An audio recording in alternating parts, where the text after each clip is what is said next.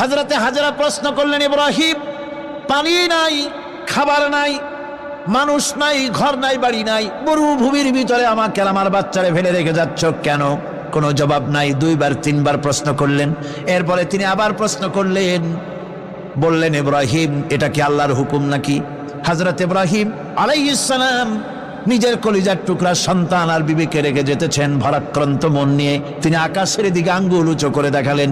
হযরত হাজরা বুঝলেন ইনি তো আল্লাহর পয়গম্বর, আমার কোন অপরাধে এভাবে ফেলে যাওয়ার কথা নয়। তিনি বুঝলেন এটা আল্লাহর হুকুম।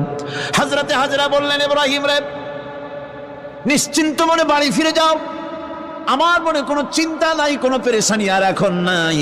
আল্লাহর হুকুমে যদি আমাকে মরুভূমির ভিতরে ফেলে যেয়ে থাকো, তাহলে আমি ওই আল্লাহর প্রতি এতটা ভরসা রাখি যে এই মরুভূমির ভিতরে জল পানি শূন্য, খাদ্য শূন্য জায়গায় আমি আমার বাচ্চাকে আল্লাহ রব্বুল আলামিন না খাওয়াইয়া মারবেন না।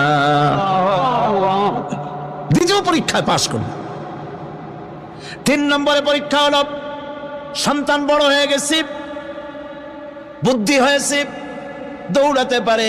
আল্লাহ রাব্বুল আলামিন হুকুম করলেন, ছেলেকে জবাহ করো। কত বড় আগুনের পরীক্ষা!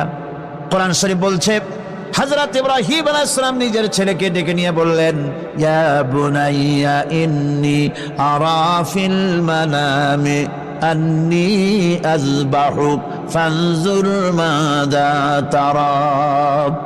হে আমার কলিজার টুকরা সন্তান, আমি স্বপ্নে দেখেছি যেন আমি তোমাকে জবাহ করতেছি, তোমার রায় কি, তোমার মত কি, আমারে শোনাও।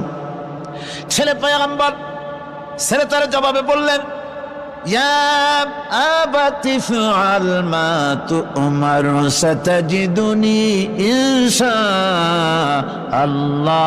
বিনাস সাবিরিন। হে আমার আব্বাজান, আপনি যে ব্যাপারে স্বপ্নের ভিতরে আদিষ্ট হয়েছেন, আপনি তা কার্যকরী করুন।